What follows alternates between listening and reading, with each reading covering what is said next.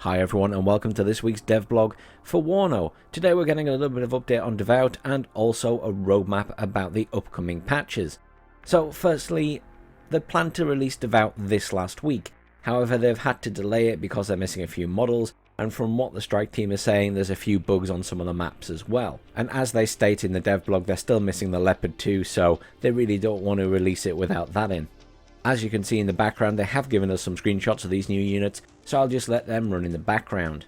So, what's next? What's the roadmap? So, Davout may have been delayed a bit, but it doesn't mean they're not trying to stick to their 2 milestones per month schedule. The 3D artists have been working hard to deliver the missing 5th Panzer Division's models. Some of them have already started work on the next step.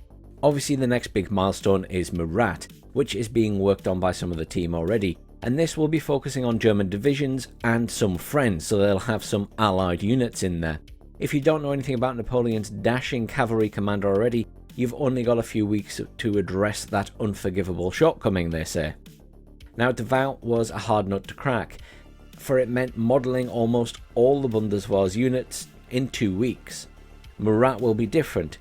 It will make use of many of the same equipment, which should give their team a little bit of respite. As they had previously planned, they intend to use that opportunity to introduce towed and crew-served weapons, not only for the new divisions but for all of them. Divisions from Release and Ney and Davout milestones will also see their ranks beefed up with mortars, field guns, anti-tank guns or anti-aircraft guns. Missile weapon systems will take a little bit longer though, so that's expected for the next milestone.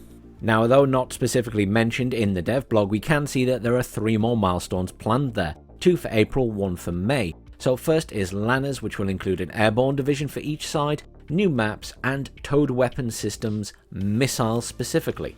Then there will also be Mazina, which will be 2 infantry divisions with new maps, and then finally Béziers, which will be 1 French division and 1 English division. Hallelujah, we will finally get our UK divisions. They leave us with a few notes about the upcoming patch, which is currently being checked out by the strike team to fix a lot of bugs.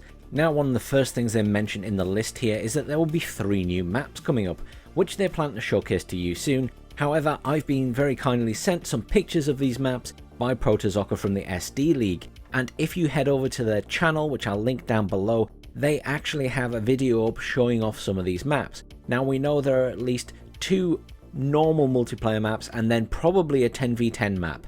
However, the 3 maps that we have to be able to see are this one, which is 2 lakes, the next one, which we'll pull up now, which is Mount River, and then the final one, which is a 1v1 version of Death Row, which is basically the same map, but it's cut down to just the central points, which will obviously make a very good training map for new players.